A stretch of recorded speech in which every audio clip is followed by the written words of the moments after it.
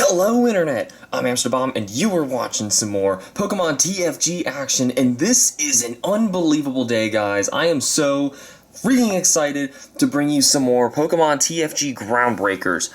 I honestly didn't even know if I would ever be able to show you any more of these figures, but I'm at an incredible seller on eBay.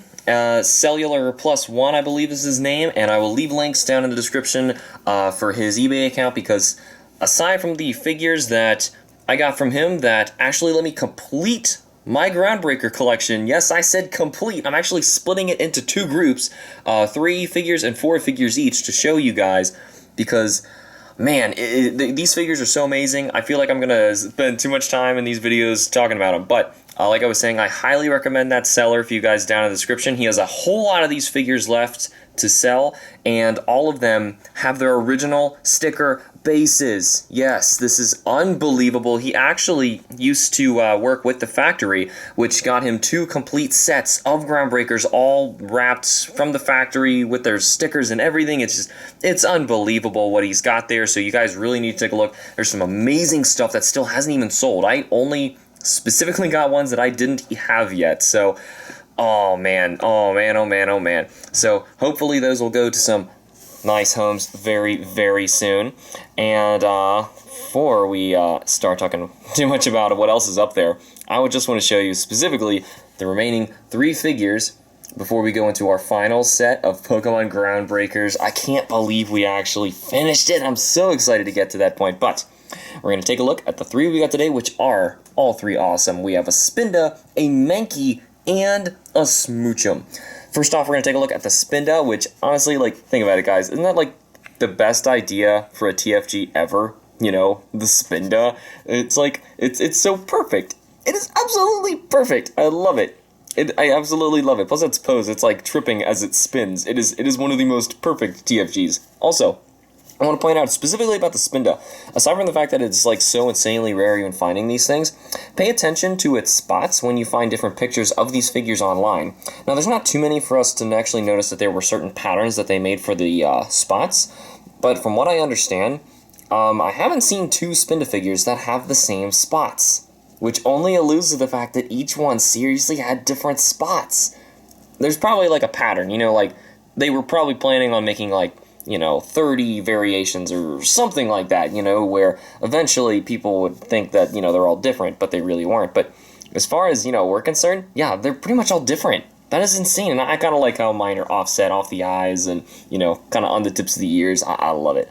Love it, love it, love it. That's so cool. It actually kind of reminds me of the patterns on my shiny Spindas, which is really cool. So, oh, man, I'm really amazed that they were even going to attempt something like that, especially on, like, random patterning on one figure.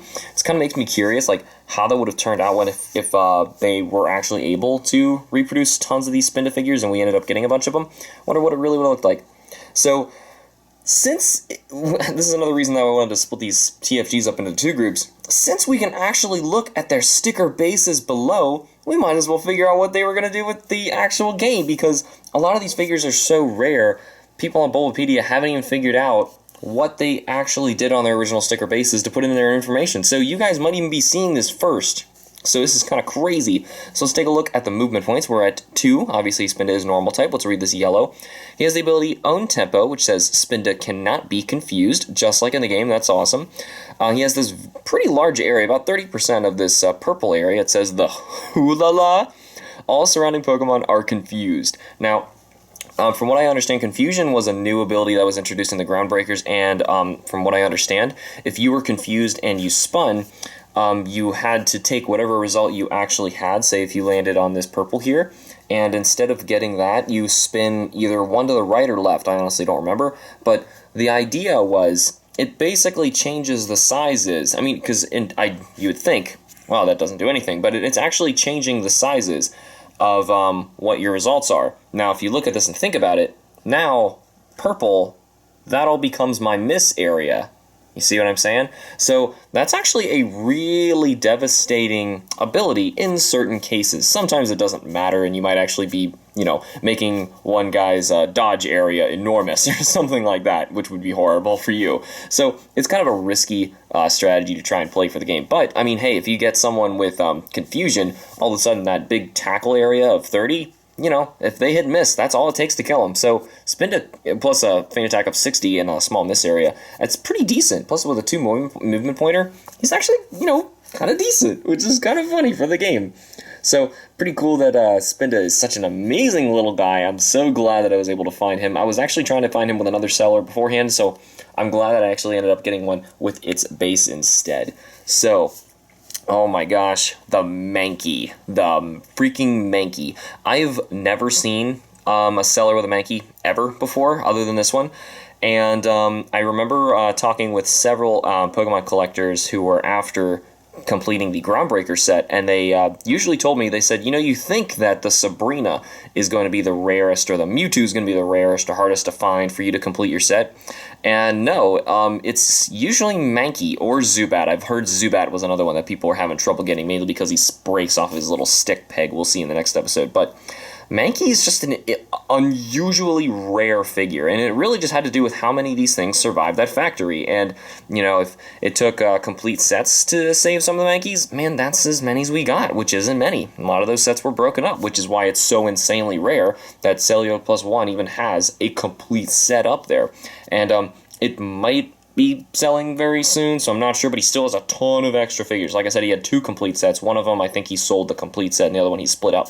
These are figures from the split up set. So, anyway, that was a diversion really quick. I really enjoy this Manky, especially how long his tail is and how long it sticks out and how I don't know. I've never really seen, the back of a Manky, and it's so detailed. I like how he's actually standing, on his toes here. I have no idea why. Maybe it's just because of the rarity. I knew, how much I really wanted this figure. Plus, Manky and Primeape were kind of really important to me for some reason, because this is kind of going off topic a little bit. The only thing that I have for my original Pokemon collection of toys and cards and stuff like that is a little Tomy Primeape.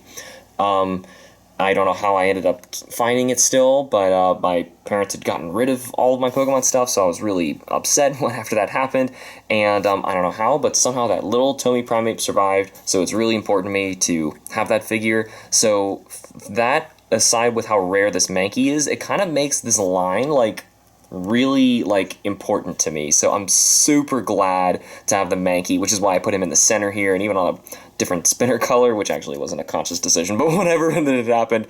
Anyway, let's take a look at what Manky does down here. We can already see he's a 3 movement pointer, so he is very fast, which is awesome. As if I'm going to play with these. I'm just kind of reading it. He has a little bit of misreach in here. He has about a 25% area of scratch, which only does 20, kind of bad, but granted, he's a 3 movement pointer. Thrash of 50, Manky is confused. So if you land on that, I mean, you're either confused or you're dead. And confusion is actually not horrible, especially if you're swapping your scratch for your miss. It's not too bad, or whichever direction it goes, provoke. I mean, it's really not too bad to confuse this Manky. Plus 50, like I was saying before, is about a safe amount of damage to deal in this game. So that's actually a pretty good 3 movement pointer if you want to actually fight your way through people and just try and brawl your way to the goal at the end. And I guess if he gets his tail pointed towards you, he gets the ability Provoke, switch the defending Pokemon and one of your opponent's Pokemon next to it. I don't know how you determine what is, next to it. What if there is nothing, in one tile proximity to it? I don't know. There's a bunch of odd issues I ran into this game when I was actually playing it with, the Next Quest figures, and I felt like their rules were not specific enough, but, well.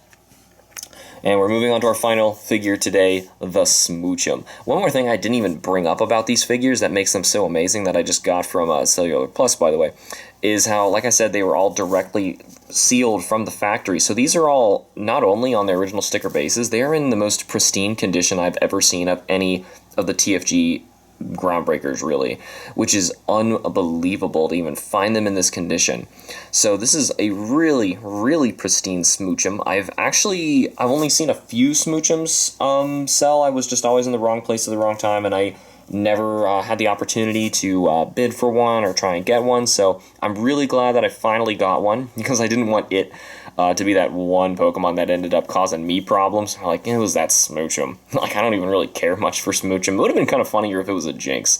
I kind of like Jinx more than the Smoochum. I always forget about Smoochum as a Pokemon, but it kind of reminds me of the Jigglypuff figure, kind of combined with the Snubbull too, if you guys know what I'm talking about. Like, they're pretty similar, the Groundbreakers. I like how this heart, is kind of attached to its head. It kind of reminds me of like the music note of the Jigglypuff. That's probably what I'm thinking of. The flowers down below are very detailed as well. It's awesome. I love the motion that you get out of this figure. It's just sculpted so well. From a Pokemon that I really didn't care too much about, this is a greatly sculpted figure. It's amazing.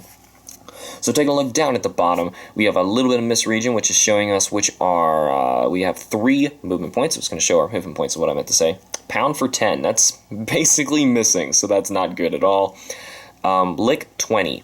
If Smoochum is knocked out by damage, the defending Pokemon is paralyzed. So, basically, this thing's kind of like a really quick bomb, almost, to try and get people paralyzed. Because so far, there's not a very good move that can confidently take anything out. Purple Attack, Sweet Kiss, the defending Pokemon is confused, so you can try and play the Spinda game, but honestly, I would take away the 1 movement point to get Spinda's better abilities, because Spinda sounded all around a little bit better than that. Plus, I'm pretty sure Sweet Kiss puts you to sleep. Does it confuse you? I don't know. I'm pretty sure it's supposed to... No, Lovely Kiss puts you to sleep. I'm getting them mixed up. Or maybe I'm all kinds of screwed up anyway, and all the Pokemon fans will tell me how it's supposed to be down in the comments, so... That was absolutely incredible. I'm so glad that we were able to go through a good chunk of these Groundbreaker figures. Like I said, I wanted to split them up so I didn't put, a bunch of them all in one video.